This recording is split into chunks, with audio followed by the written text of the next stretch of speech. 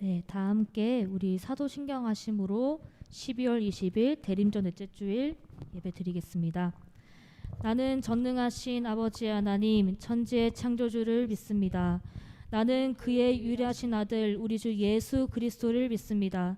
그는 성령으로 잉태되어 동정녀 마리아에게서 나시고 본디오 빌라도에게 고난을 받아 십자가에 못 박혀 죽으시고 장사된 지 사흘 만에 죽은 자 가운데서 다시 살아나셨으며 하늘에 오르시어 전능하신 아버지 하나님 우편에 앉아 계시다가 거기로부터 살아있는 자와 죽은 자를 심판하러 오십니다.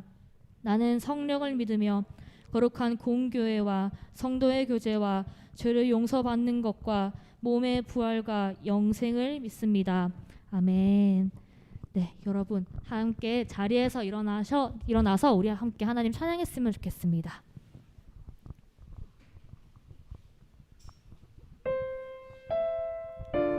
함께 이 시간 주님이 우리를 부르신 이 자리에서 찬양하기를 원합니다.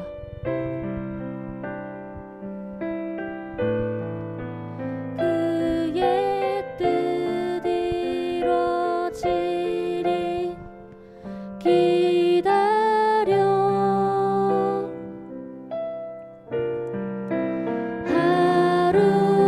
하루하루 살 동안 주님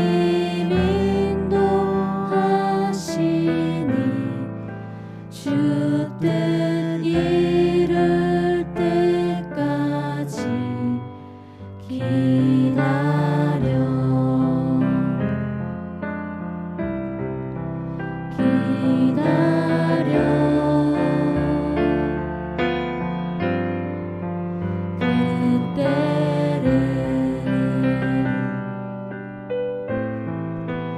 그의 뜻 이루어지리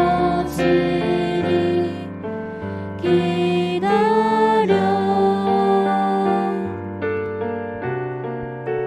주의 뜻 이루어질 때 우리들의 모든 것 아름답게 변하리 기다려 하루하루 살 동안 하루하루 살 동안 주님 인도하시니 주 뜻 이룰 때까지 기다려.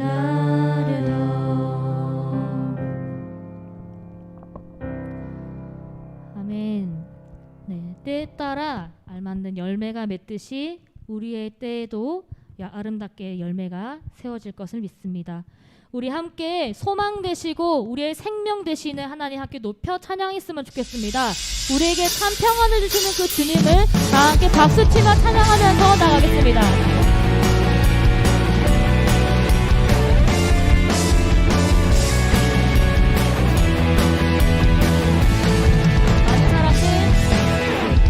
많은 사람들 참된 진리를 모른 채 주님 곁을 떠나갔지만 내가 만난 주님은 참 사랑이었고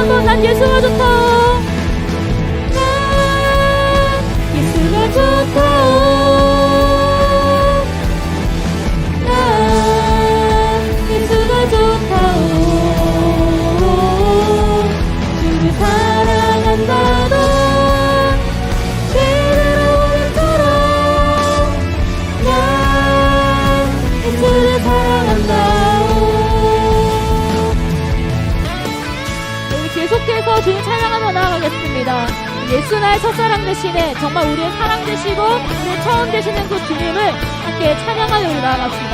계속해서 박수 치시면서 함께 주님 높여드립시다.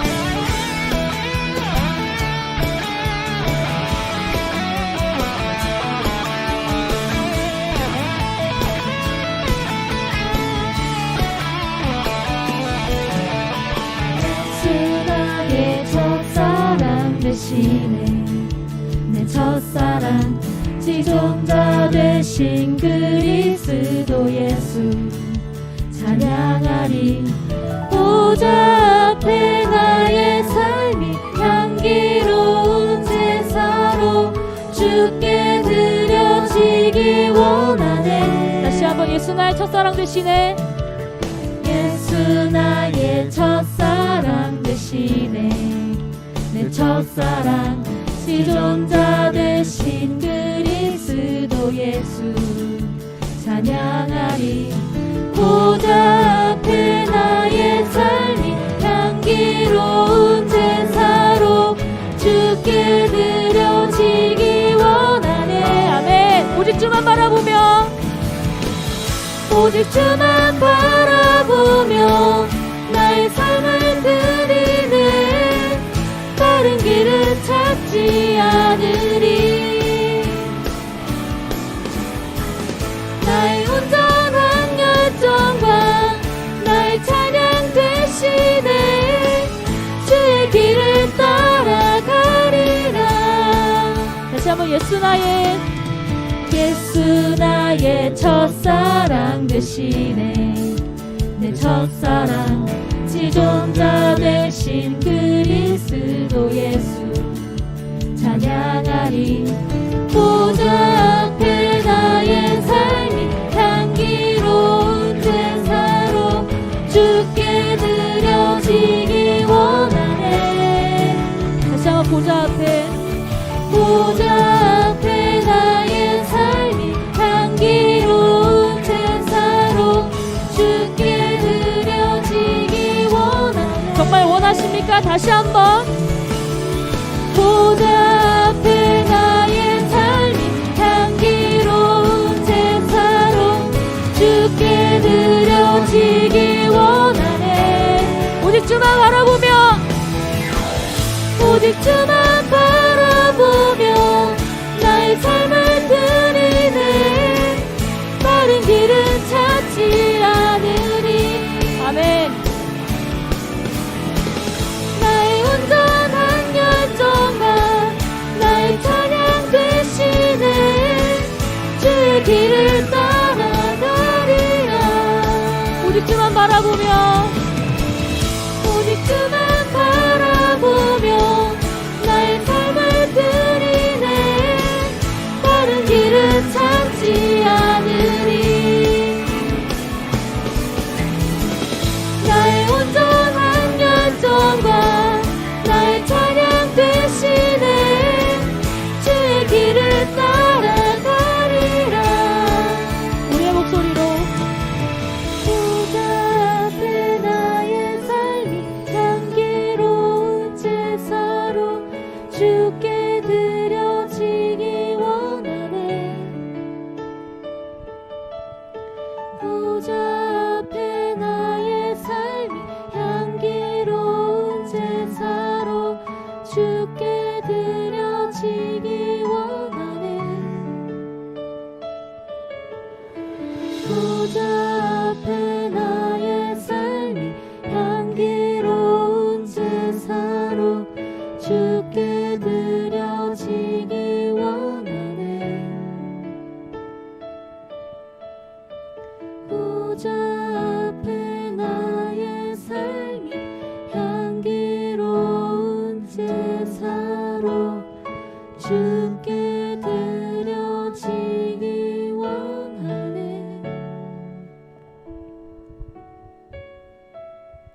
보좌 앞에 나의 삶이 향기로운 제사로 주께 드려지기 원하네.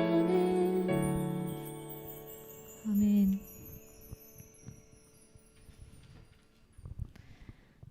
오늘은 대림절 넷째 주일입니다.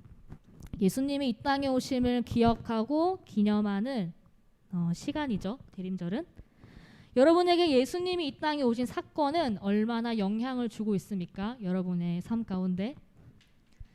우리 함께 이 시간 친히 낮은 자리로 오셔서 우리의 삶 가운데 함께 하시고 동행하시는 그 예수님을 찬양했으면 좋겠습니다.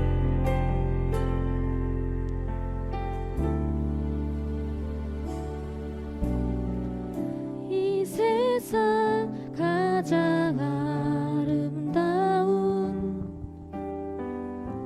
순종의 눈물 온 세상 다시 빛나게 한 생명의 눈물 그가 이 땅에 오신 이유 죽어야 살게 되고 저야만 승리하는 놀랍고 영원한 신비 지으신 그대로 회복시킨 우리의 창조주 그리스도 십자가의 길로 아버지 뜻 이루셨네 그가 이 땅에 오신 이유 이제 우리에게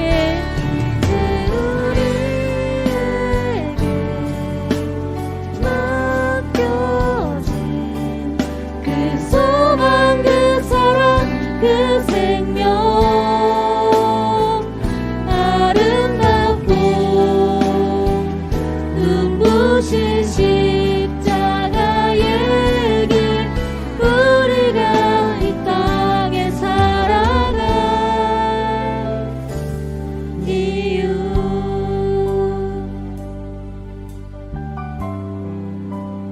그가 이 땅에 그가 이 땅에 오신 이유 죽어야 살게 되고 저야만 승리하는 놀랍고 영원한 신비 지으신 그대로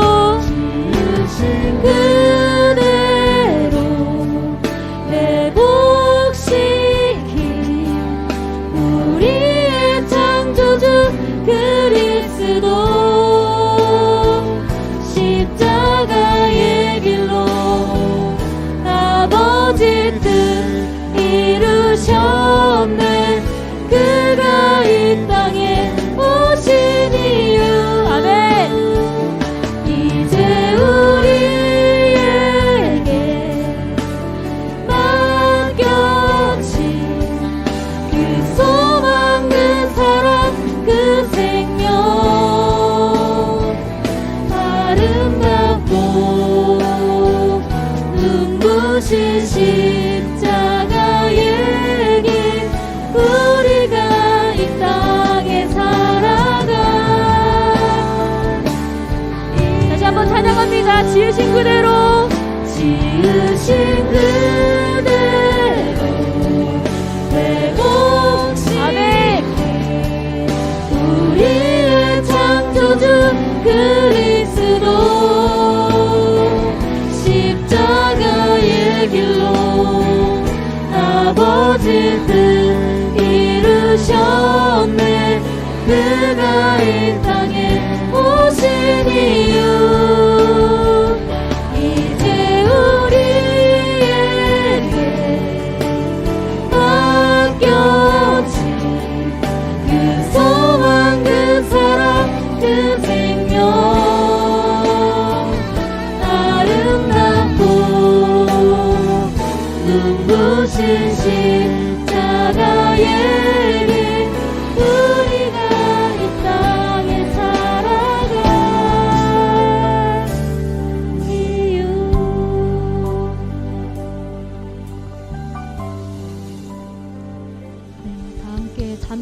하나님 통성으로 기도하지 않으셔도 괜찮습니다. 함께 우리 말씀으로 우리에게 또 새 마음을 주시고 새 힘을 주실 그 하나님을 잠잠히 우리 묵상하면서 기도드리겠습니다.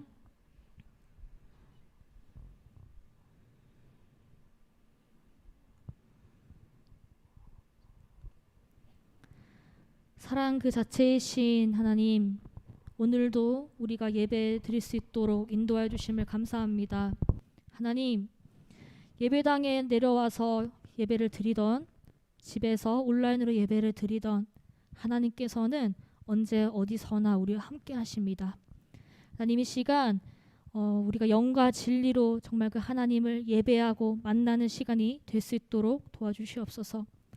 아버지 하나님, 이 시간 억압되어 있는 친구들에겐 자유를 선포하여 주시고 위로가 필요한 자들에게는 위로를 허락하여 주시고, 하나님 또한 마땅한 회개가 필요한 친구들에게는 그 마음을 주님 부드럽게 하셔서 아버지 앞에 우리가 나아와 엎드려 기도하고 예배하는 그런 심령을 주님 주시옵소서.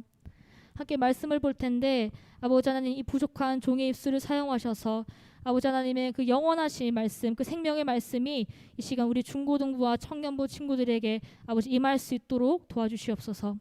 감사드리며 예수님의 이름으로 기도드렸습니다. 아멘. 네, 자리에 앉아주시고요. 우리 함께 오늘 하나님께서 우리에게 주신 말씀은 이사야서 9장 6절에서 7절 말씀입니다. 2절밖에 안 돼서 우리 다 함께 합독하면 좋겠습니다. 자, 6절부터 읽을게요. 시작. 이는 한 아기가 우리에게 낳고 한 아들을 우리에게 주신 바 되었는데 그의 어깨에는 정사를 메었고 그의 이름은 기묘자라 모사라 전능하신 하나님이라 영존하시는 아버지라 평강의 왕이라 할 것임이라.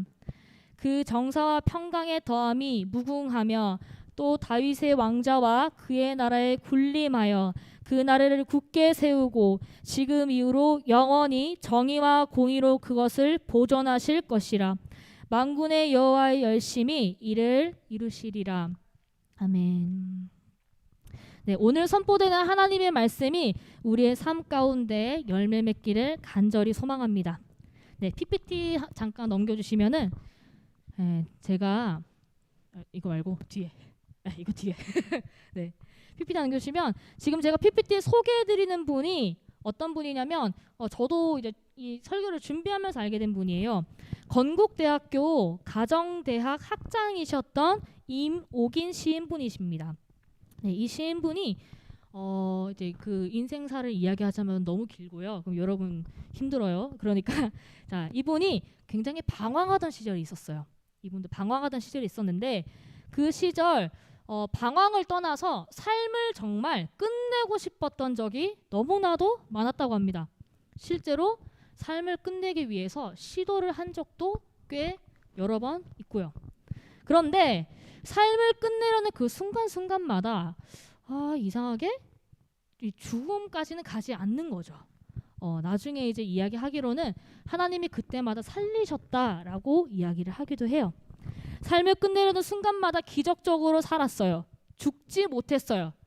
죽고 싶었는데 죽지 못한 거죠. 근데 그렇게 방황하던 시절이 이어지던 어느 날 제주도에 이제 만장굴이라는 곳에 이제 갔는데 이 굴 되게 어둡잖아요. 여러분 아시겠지만 전 사실 안 가봤어요. 근데 이제 안 가봤는데 어둡지 않나요? 사진이나 이런 거 보면은 굉장히 어두운데 그 어두운 굴 속에서 길을 잃은 거죠. 길을 잃어서 헤매다가 가까스로 저기 먼 입구에서 작은 한 줄기 빛을 발견합니다. 그래서 이제 저 멀리 동굴 입구에서 비추어오는 아주 작은 빗줄기를 발견했어요. 얼마나 어두웠으면 작은 불빛인데 너무 환하게 보인 거죠. 근데 이제 그 입구 쪽에서 비추어오는 작은 빗줄기를 보니까 너무 반갑고 너무 감격스러운데 그 빗줄기를 보면서 이런 감탄사가 나왔다고 합니다.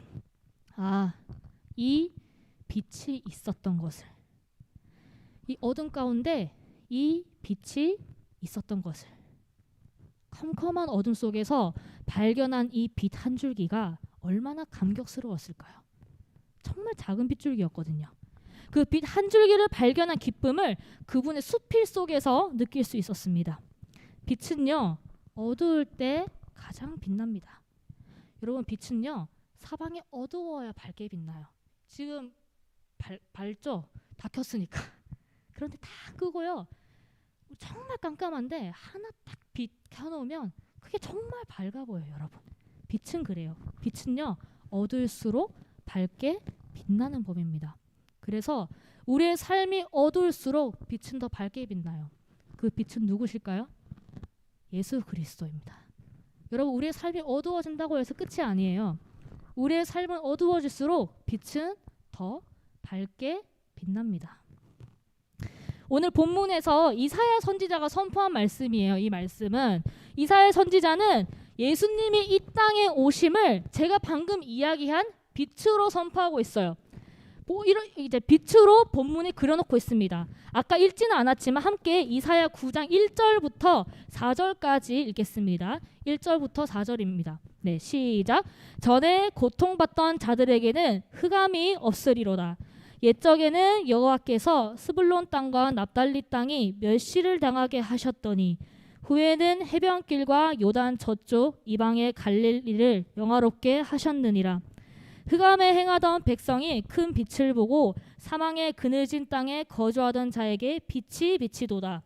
주께서 이 나라를 창성하게 하시며 그 즐거움을 더하게 하셨으므로 추수하는 즐거움과 탈취물을 나눌 때의 즐거움 같이 그들이 주 앞에서 즐거워하나니 이는 그들이 무겁게 맨 멍에와 그들의 어깨의 채찍과 그 압제자의 막대기를 주께서 꺾으시되 미디안의 날과 같이 하셨습니다.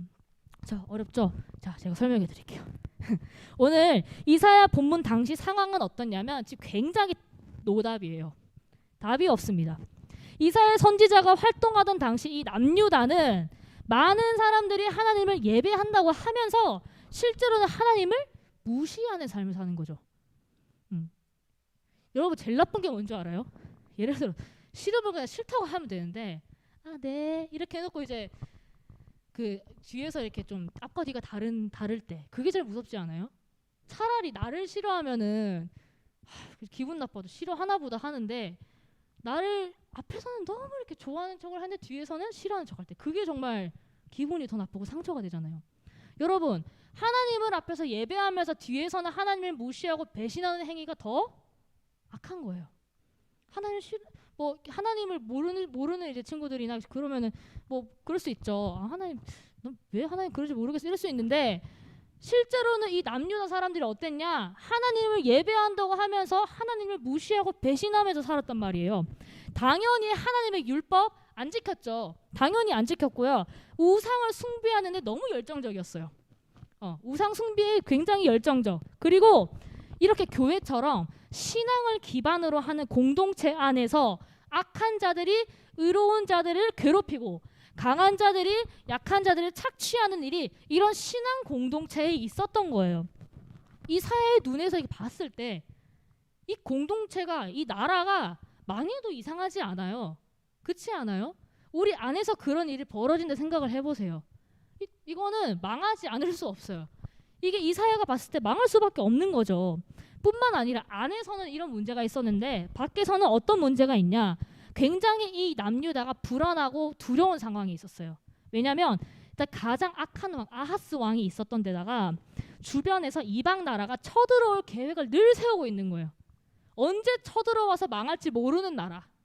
밖에서는 그렇고 안에서는 우리들끼리 지지고 볶고 있고 그냥 답이 없는 상황인 거죠. 언제 망해도 이상하지 않은 나라. 또한 계속되는 이렇게 포로 생활 때문에 여러분, 백성들이 믿음이 있겠어요? 계속 이렇게 시달리는데 이 안에서도 시달리고 밖에서도 시달리고 하니까 이 백성들이 하나님의 존재와 일하심을 의심하기 시작하는 거예요. 여러분, 우리 이제 이 신앙 가운데 가장 힘들 때가 하나님을 모를 때가 아니에요. 하나님을 모를 때 힘든 게 아니라 하나님을 어느 정도 경험을 했어. 하나님 살아계신 거 알겠어. 근데 그 하나님이 살아계시지 않는 것 같을 때, 나는 분명 하나님이 살아계시고 하나님이 함께 하신다는 걸 경험을 했는데 내 인생 상황을 보니까 내 삶을 보니까 뭐야? 하나님 나 버렸나? 이런 생각이 들 때 그때 굉장히 너무 힘들거든요. 마찬가지 백성들이 계속되는 포로 생활에 시달리니까 하나님을 의심하기 시작하는 거예요. 이럴 때 이제 하나님께서는 이사야를 예언자로 부르시고 이제 활동하게 하시는데, 이사야가 예언자로 활동하던 이 시기는 말로만 들어도 제가 되게 포괄적으로 얘기한 거예요. 구체적으로 얘기한 게 아니라 되게 간단하게 얘기한 거예요. 이 시기는 유다의 가장 격변기이자 소용돌이 속에서 이리저리 흔들리던 때인 거죠. 이 어두운 상황 가운데 하나님은 이사야를 통해서 이 말씀을 주시는 거예요. 지금 그런 상황인데 하나님께서는 이 말씀을 주십니다. 6절입니다. 함께 우리 이거 다음 PPT 넘겨주셔서 6절 다 함께 읽어보겠습니다. 네. 한 아기가 우리를 위해 태어났다. 우리가 한 아들을 모셨다. 네, 제가 세 번역으로 읽어드릴게요. 그는 우리의 통치자가 될 것이다. 그의 이름은 놀라우신 조언자, 전능하신 하나님, 영존하시는 아버지, 평화의 왕이라고 불릴 것이다. 자, 지금 이런 상황인데 하나님께서 지금 이 말씀을 주시는 거예요. 여러분, 이 말씀은 2700년 전에 주셨던 말씀입니다. 남유다가 그런 격정적인 상황일 때, 그런 격변기일 때, 그럴 때 주신 말씀인데 동일하게 이 말씀은 우리의 삶 속에서 적용할 수 있어요. 오늘날을 살아가는 우리에게도 이 말씀은 하나님의 말씀이에요.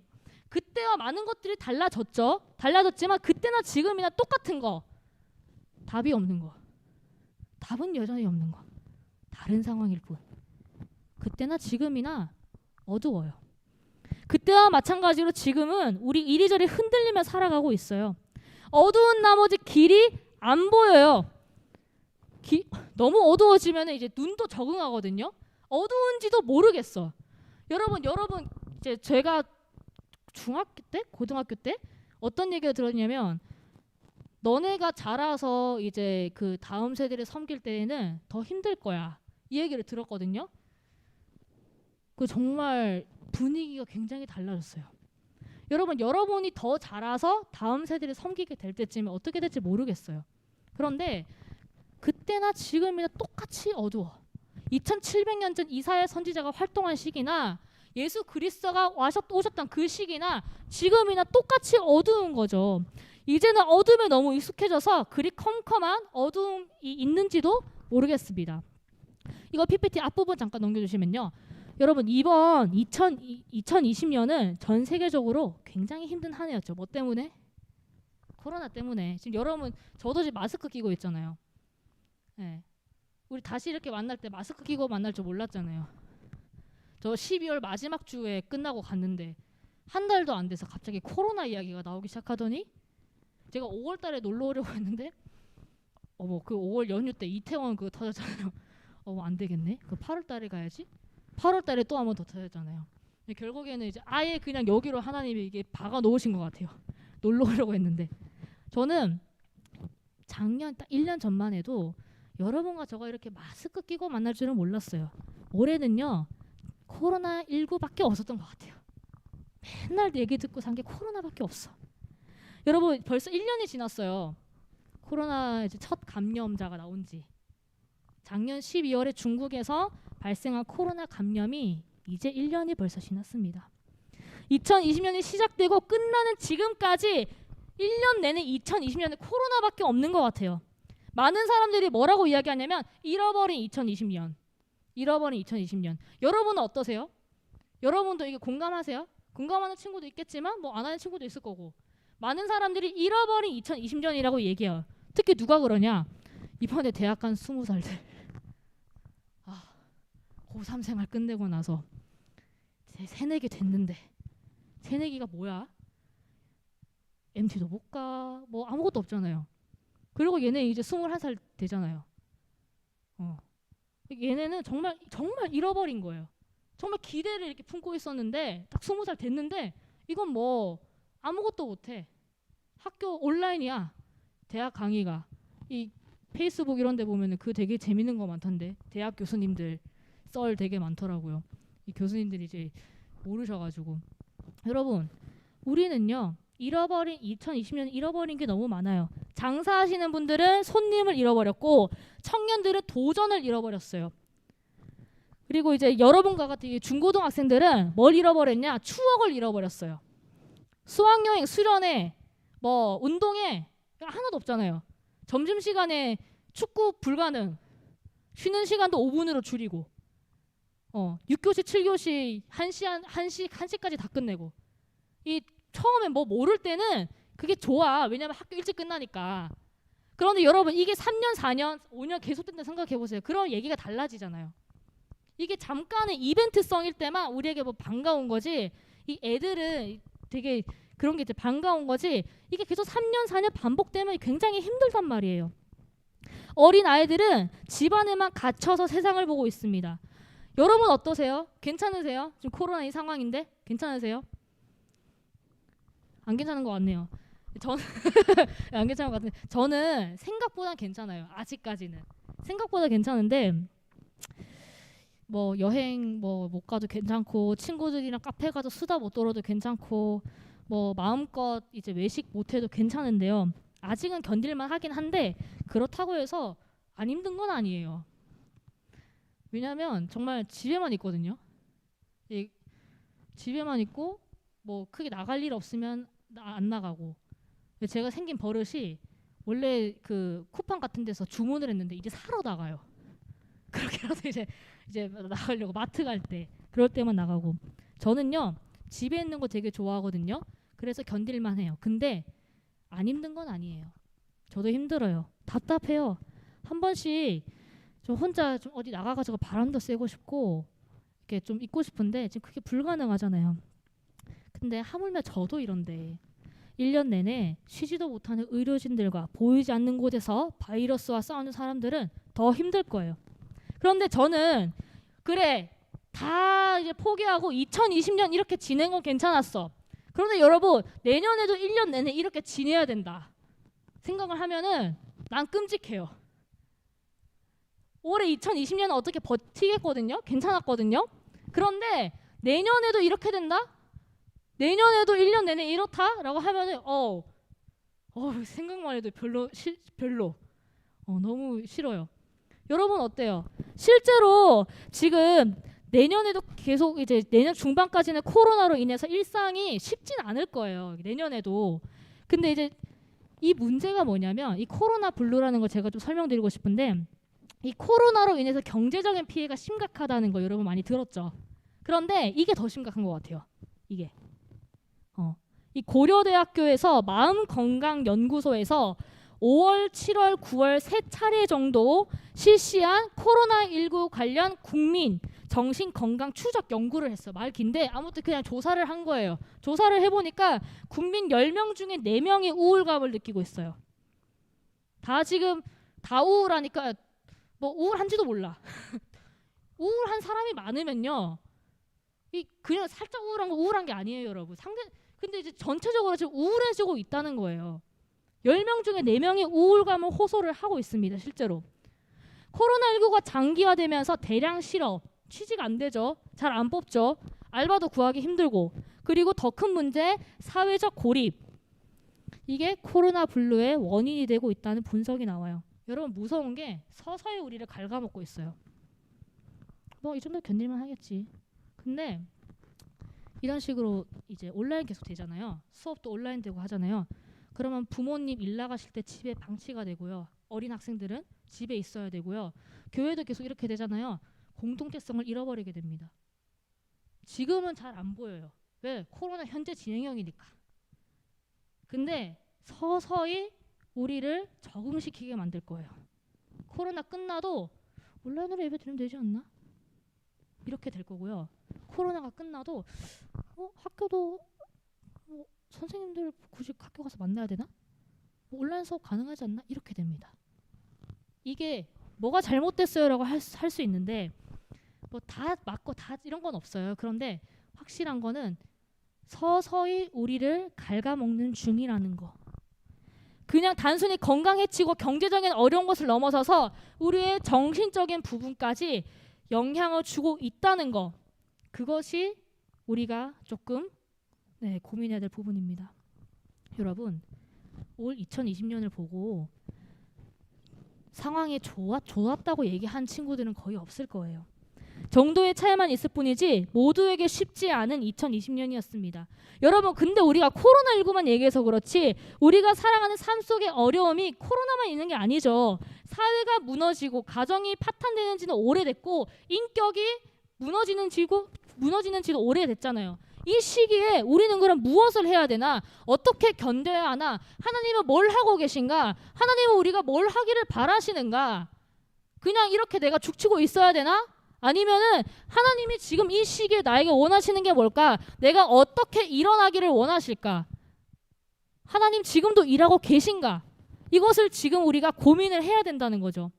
여러분, 어쩌면 지금보다 남유다 상황은 더 암울했어요. 밖으로는 나라를 무너뜨리려고 하지 안에서는 아하스 왕이 제멋대로지. 그리고 신앙 공동체로 모인 이 사람들끼리 서로를 갉아먹고 억압하고 착취하고 있단 말이에요.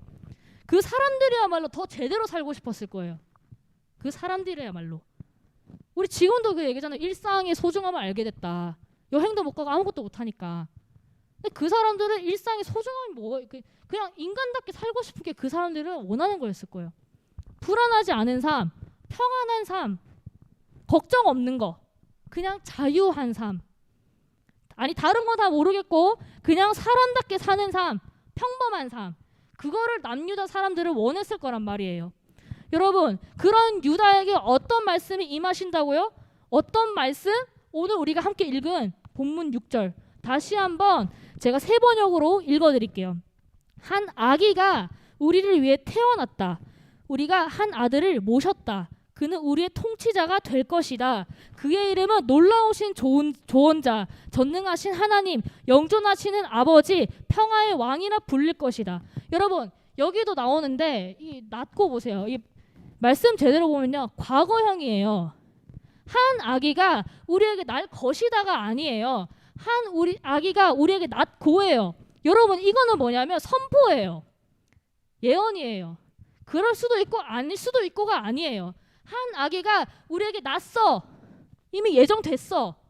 이거거든요. 너희 지금 너무 살기 힘들지? 지금 너네 다스리는 왕 노답이지? 어둠에 살던 너희들 이제 고통 없을 거야. 왜? 한 아기가 우리를 위해서 태어났는데 그분이 우리의 통치자거든. 그분이 우리의 통치자거든. 우리의 조언자거든. 너네 뭐 믿을 만한 멘토 없어? 그분이 우리의 조언자야. 우리를 통치하실 하나님이고 전능하신 하나님이야. 평안 너희 삶이 없어? 그분이 평화의 왕이야. 그분의 왕권은 날로 날로 커질 것이고 그 나라의 평안은 끝이 없어. 7절에 나옵니다. 그분의 왕권은 날로 날로 커질 거야. 그분의 나라는, 하나님의 나라는 날로 커질 거야. 여러분, 이게 이사야 선지자가 이야기하고 있는 거야. 선포하고 있는 거예요. 여러분, 지금처럼 조용한 대림절이 없어요. 조용한 크리스마스 없습니다. 이맘때쯤에 다가올 성탄을 준비하잖아요. 교회는 분주하잖아요. 교회만 분주합니까? 다른 사람들도 소중한 사람들을 만나기 위해서 기쁨을 나눕니다. 지금 참 조용해요. 그때에 비하면. 그런데 오히려 성탄을 준비하고 이제 성탄절에 소중한 사람을 만나는 게 지금은 민폐가 되어버렸어요. 그런데 여러분, 우리가 뭘 기억해야 되냐면요, 그렇다고 해서 예수님이 이 땅에 오신 사건이 잊혀져서는 안 되는 거예요. 성탄절 조용해도 괜찮아요. 준비 안 해도 괜찮아요. 그런데 그렇다고 해서 우리 기억 속에 다가오는 성탄절이 아무 날 아닌 거, 그냥 무의미한 날인 거, 성탄절에 그냥 집에 있어야지, 나가면 안 되니까, 이게 아니라니까요.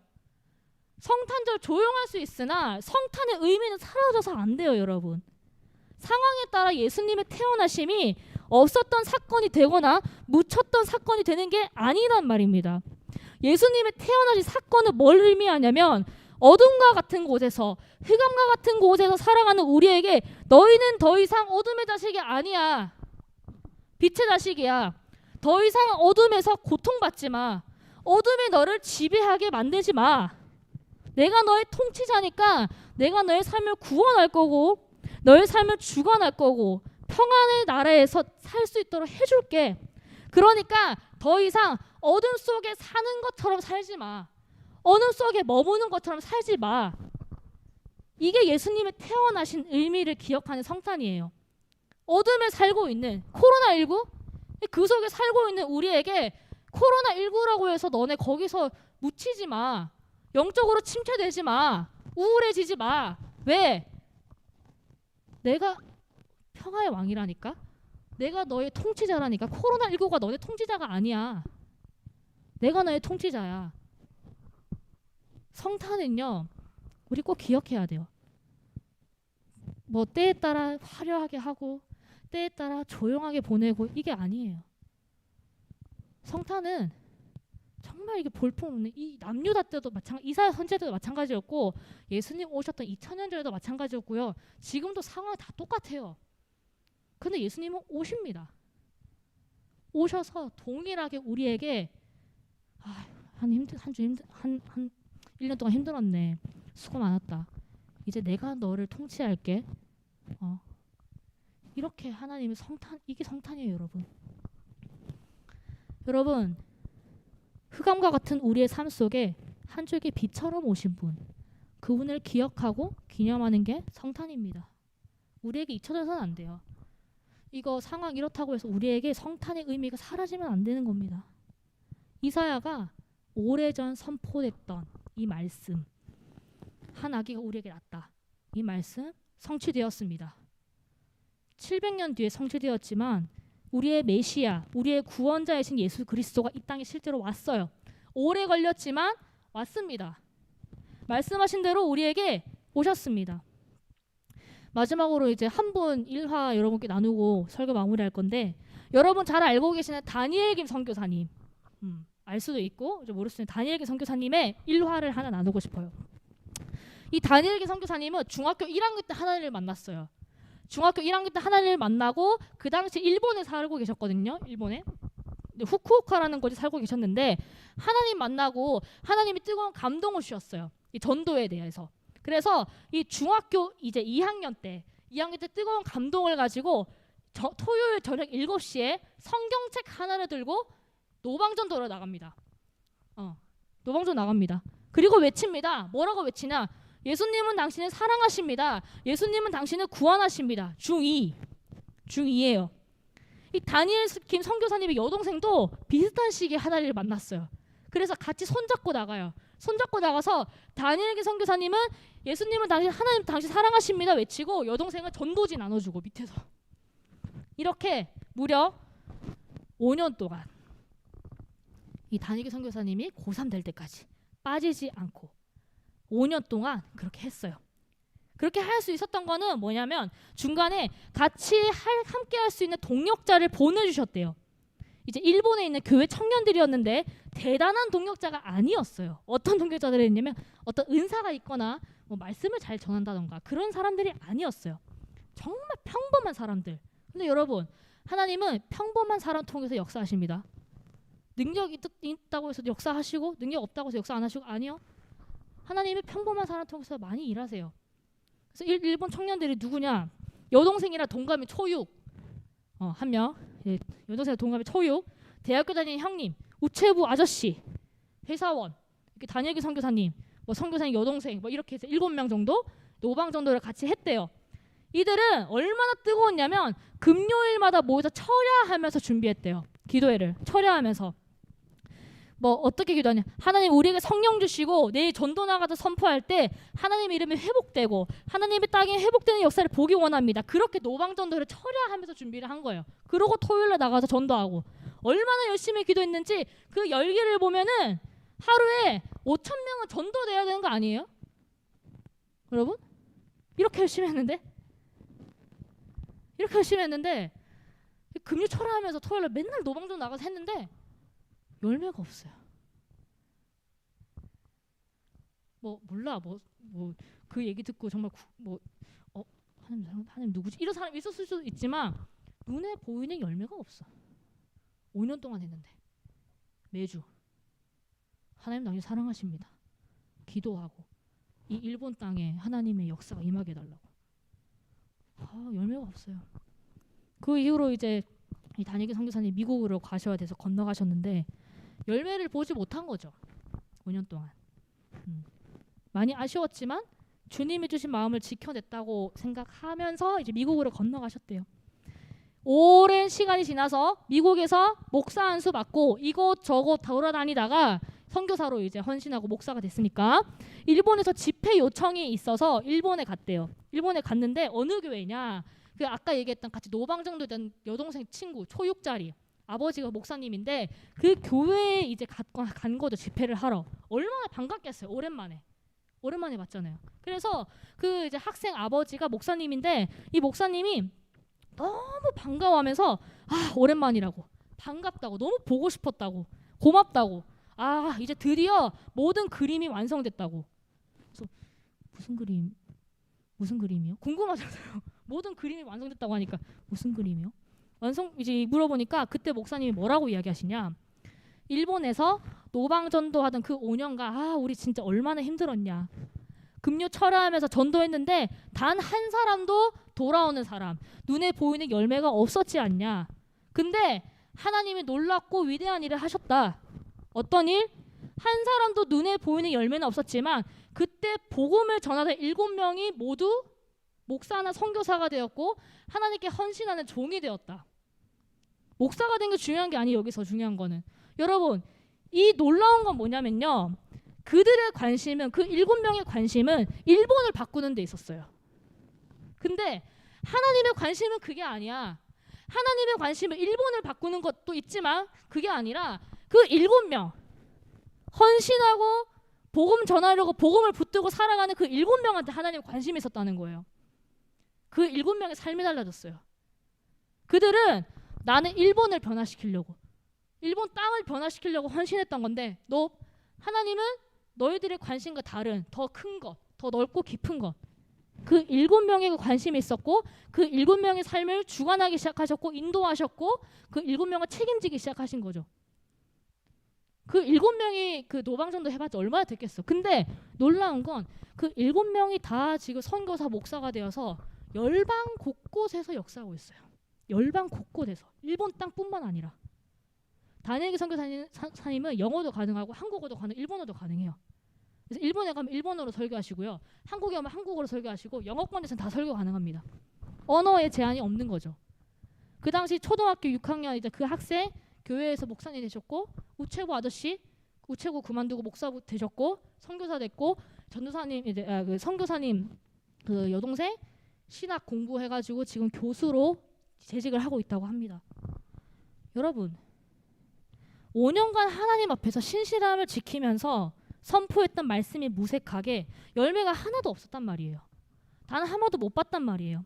하나님이 일하시지 않는 것처럼 느낄 수 있거든요. 저 같으면 이렇게 생각할 것 같아요. 이 길이 아닌가 보다. 이 방법이 아닌가 보다. 라고 생각을 했을 것 같아요. 그런데 그 하나님은 5년간 일하지 않았던 게 아니죠.